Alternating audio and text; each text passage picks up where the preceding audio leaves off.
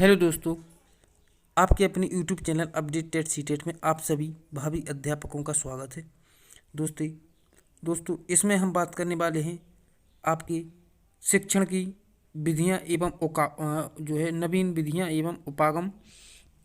तो दोस्तों आपको बता दें कि जो बाल केंद्रित शिक्षण की उपागम विधि अर्थ है इसका, यह हम एक जो है वीडियो में डिस्कस कर चुके हैं।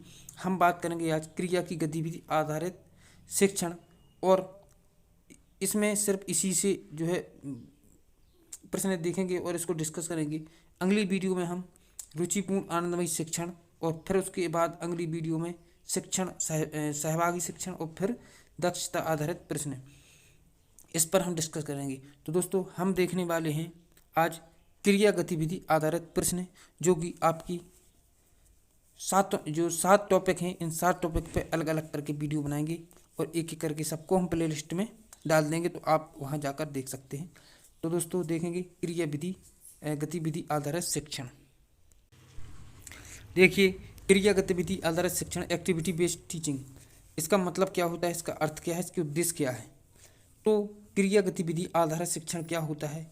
शिक्षण पद्धति को अधिक से अधिक गतिविधि आधारित बनाने, बच्चों में रुचि बनाए रखने एवं उनमें तार्किक ढंग से समझ विकसित करने के लिए शिक्षण अधिगम प्रक्रिया में शिक्षण की नवीन विधाएं महत्वपूर्ण भूमिका अदा करती हैं।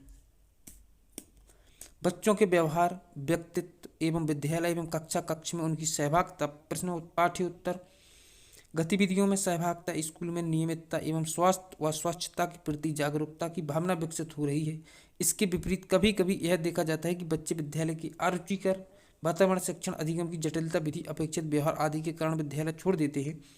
आपने कभी यह जानने का प्रयास किया कि ऐसा क्यों होता है? इसमें हमें कारणों को खोजकर उनकी शिक्षण कार्य प्रक्रिया परंपरागत तरीके से हटकर नए ढंग से शिक्षण कार्य करना होगा। रूसो का कथन है, यदि आप अपनी छात्र की बुद्धि का विकास करना चाहते हैं तो उस शक्ति का विकास करना चाहिए जिसे इसको नियंत्रण रखना, उसको बुद्धि और तर्कपूर्ण बनाने के लिए स्वस्थ बनाना होगा, तभी जाकर आपका जो है शिक्षण संपूर्ण हो सकता है।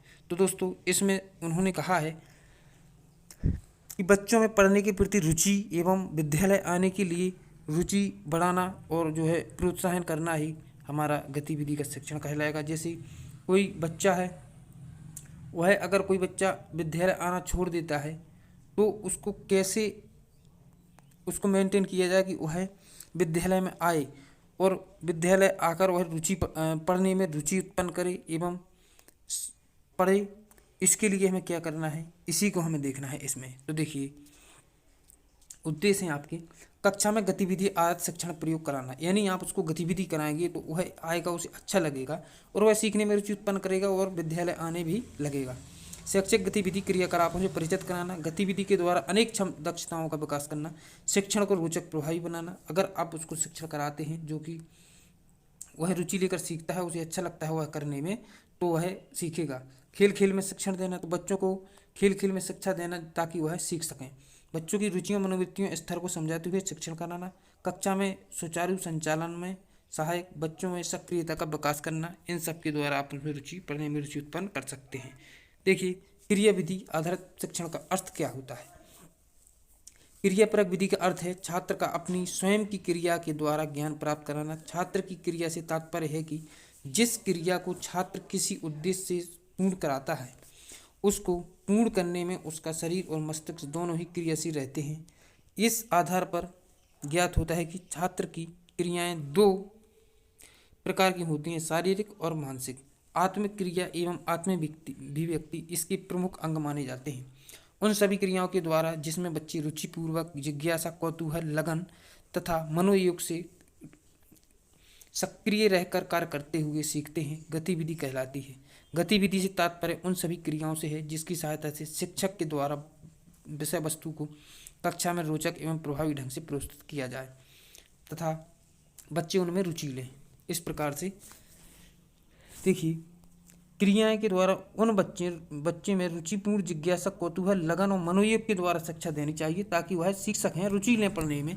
और अगर रुचि लेंगे तो वह सीखेंगे, और अगर रुचि नहीं लेंगे तो आपके जो शिक्षण कार्य है वह पूर्ण नहीं होगा। देखिए, परिभाषा दी है आपके साइन चैन के अनुसार, क्रियापरक विधि का प्रयोग उस समय किया जाता है जब किसी विषय के शिक्षण में लक्ष्यों को आगे बढ़ाने के लिए छात्रों के द्वारा किसी प्रकार की क्रिया की जाती है तो आपका शिक्षण कार्य पूरा होगा। गतिविधि का श्रेणीकरण, शारीरिक गतिविधि है, कमताल, पीटी, हाथ ऊपर करके कराना, उछल कूद करवाना। मानसिक गतिविधि चिंतन मनन, तर्क, वातावरण और वर्ग पहेली पूछना, लेखन कर कराना, भाषण देना। इन सब का प्रयोग आप जो है क्रियाकलाप के द्वारा करवा सकते हैं, जैसे समूह चर्चा के द्वारा करवा सकते हैं और जो भी आप जितनी भी विधियां हैं उनको अपना सकते हैं। इसके अलावा शारीरिक मानसिक दोनों जो है विकास कैसे होगा, तो पशु पक्षी का नाम लेते हुए आगे या पीछे कूदना, वर्ग कूद और अक्षर कूद आदि गतिविधि कराना। देखिए आप इस प्रकार से गतिविधि करा सकते हैं, जैसे ताली दो भाई ताली दो और दो भाई ताली दो, आगे आगे ताली दो, पीछे पीछे ताली दो, बाएं ताली दो, दाएं ताली दो, ऊपर ताली दो, नीचे ताली दो।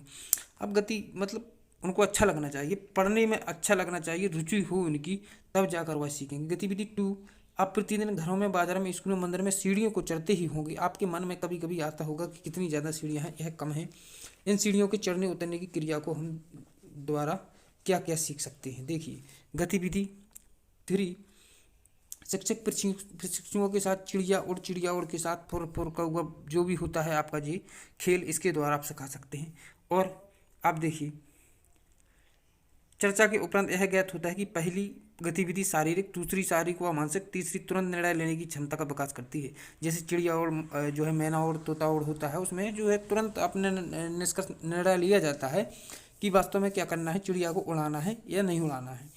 फिर इसके बाद देखिए क्या क्या सीख सकते हैं, कुछ बिंदु उभर कर सामने आते हैं, जैसे शारीरिक क्षमता का विकास होता है, आगे पीछे नीचे का ज्ञान और दिशाओं का ज्ञान, बाएं दाएं का ज्ञान, गिनती के बढ़ते उतरते क्रम और जोड़ घटाने का ज्ञान, सक्रियता विकास और पशु पक्षियों का भेद, उड़ने वाले पक्षी का ज्ञान होता है, ना उड़ने वाले पक्षियों का ज्ञान और पशु पक्षियों के नाम की जानकारी इससे हमें होगी। 73 बिंदु में जाएंगे अगर बात करेंगे तो कक्षा में सभी बच्चों को गतिविधि में भाग लेने का अवसर मिले, बच्चों में किसी प्रकार का भय ना हो तथा गतिविधि रुचिकर हो, गतिविधि बच्चों में प्रतिस्पर्धा की भावना उत्पन्न करने वाली हो, गतिविधि बच्चों के अंदर जिज्ञासा उत्पन्न करने वाली हो, बच्चों को केवल शारीरिक उछल कूद ही ना हो वरन उनका मानसिक अभ्यास भी हो, गतिविधि के नियम लचीले हों तथा उनमें आवश्यकता अनुसार बदलाव भी किए जा सकें। गतिविधि कराने के ढंग व तरीके क्या होने चाहिए, इस पर हम बात करने वाले हैं।